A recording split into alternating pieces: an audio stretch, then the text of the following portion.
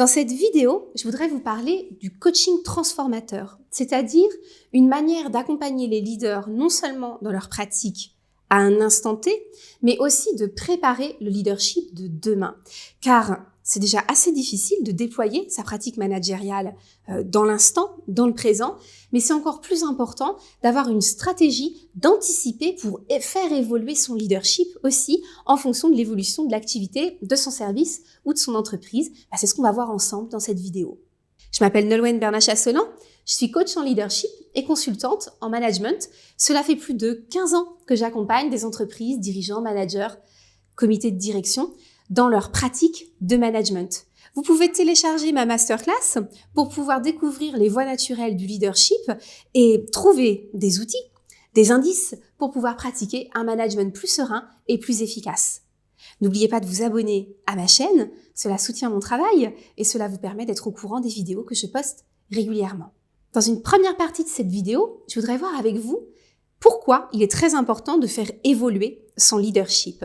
Très souvent, lorsqu'on a une ancienneté en tant que manager, on a sa pratique, on a sa manière de faire et on la trouve efficace puisqu'elle a fait ses preuves déjà précédemment. Oui, mais votre équipe a changé, elle a bougé, il y a des personnes qui sont parties, il y en a d'autres qui sont arrivées. Et peut-être que le management que vous utilisiez hier n'est déjà plus totalement adapté à l'équipe d'aujourd'hui. Il est donc intéressant régulièrement de le faire bouger, de le faire évoluer pour s'ajuster à l'évolution de votre propre équipe. Peut-être aussi que votre management était efficace dans une certaine phase de structuration de l'activité, mais que ce n'est plus adapté à la manière dont votre entreprise déploie sa nouvelle stratégie pour conserver sa part de marché, ou la développer, ou s'ajuster à de nouvelles technologies, etc. Donc il est vraiment important pour vous de vous dire que le leadership, c'est une pratique qui est en perpétuelle évolution. Par ailleurs, vous aussi, vous avez changé, vous aviez une manière de faire qui était liée peut-être à une jeunesse en tant que manager. Vous avez probablement acquis de la sérénité, vous avez probablement acquis certaines habitudes, certaines pratiques qui vous permettent de consolider votre manière de faire.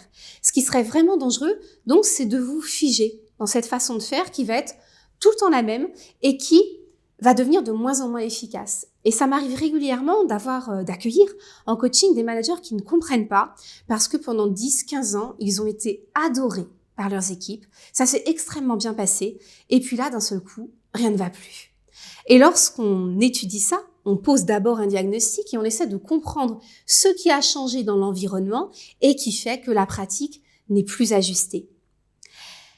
Dans une deuxième partie de cette vidéo, et à partir de maintenant, je voudrais vous décrire un exemple de coaching transformateur. Et je vais prendre l'exemple d'un dirigeant d'entreprise, en fait de deux dirigeants que j'ai accompagnés récemment, qui avaient des problématiques similaires. Des entreprises plutôt petites, plutôt familiales, qui avaient une stratégie d'entrée dans le marché très forte, très puissante, avec une perspective d'hypercroissance.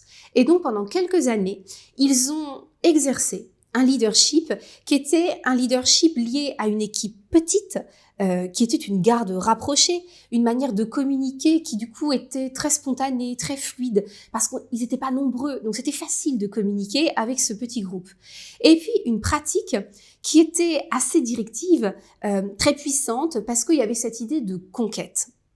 Et souvent, ces leaders qui sont bons pour la conquête sont absolument perdus quand l'entreprise passe à une phase de plateau, à une phase où, une fois qu'on a réussi à acquérir une certaine part de marché, on ne peut pas continuer dans cette hypercroissance éternellement. Et donc, il faut consolider, stabiliser pour recréer une nouvelle forme de croissance qui se fera à un nouveau rythme et qui va permettre de sécuriser, de pérenniser et puis de déployer, d'aller vers des volumes plus conséquents. Donc c'est une phase différente où après la conquête, il faut gouverner selon des modalités autres. Et très souvent, les leaders vont être perdus parce que c'est le moment où ils vont devoir passer à une étape où ils vont vraiment devenir managers. Pour bien manager, il faut structurer sa pratique. Il faut avoir des process et il faut les construire, ces process. Et dans un premier temps, ça peut être très frustrant parce qu'on perd une part de spontanéité et donc une part de rapidité. dans la manière de communiquer, dans la rapidité d'exécution, dans la manière de réajuster les choses. On a le sentiment d'alourdir son bateau, de passer d'un bateau, un petit bateau à moteur extrêmement rapide, à un gros paquebot qui devient vraiment difficile à piloter, c'est lourd, ça semble plus compliqué. Et pourtant, c'est ce qui correspond à la nouvelle phase de développement. Et donc, il faut adapter, déployer son nouveau management en le structurant et en respectant les process qu'on a mis en place. C'est aussi le moment où il faut incarner un leadership exemplaire qui va pouvoir inspirer les strates de management intermédiaire, parce que c'est le moment où on va mettre en place ce management intermédiaire et où on va devoir définir ce que c'est que chez nous, à l'intérieur de l'entreprise, notre culture de management interne et comment on va demander à chaque manager de déployer dans sa pratique, d'incarner cette culture managériale. Enfin, quand on entre dans cette phase plateau, qu'on sort de la phase de conquête et qu'on consolide, c'est le moment où on va se mettre à beaucoup déléguer. Et la posture de leadership va changer parce qu'elle va passer d'une posture d'hyperprésence avec une vision globale exhaustive, vraiment très complète de tout ce qui se passe dans l'entreprise, à une posture de prise de recul où le leader va se concentrer beaucoup plus sur la dimension stratégique, la dimension de pilotage et va devoir déléguer l'application. Ce qui suppose de lâcher prise avec une certaine part de l'information, de lâcher prise avec la manière dont les choses vont être réalisées. Et du coup, c'est le moment où il y a un sentiment de perte de contrôle. Et ça devient extrêmement douloureux. Et c'est pour ça que c'est un moment crucial de coaching transformateur où on va pouvoir aider la personne à percevoir cela non pas comme une perte, mais comme une phase de développement qui va permettre au leader, au manager, au top manager, de se concentrer sur ces vraies tâches de valeur ajoutée que sont les visions stratégiques, les visions périphériques, la coordination de l'action et non plus la réalisation concrète de l'ensemble des tâches qui permettent à l'entreprise de fonctionner et d'atteindre ses objectifs. Voilà ce que je voulais vous dire pour vous parler du coaching transformateur et vous rappeler qu'en tant que leader, tout au long de votre carrière, vous allez vivre des étapes successives.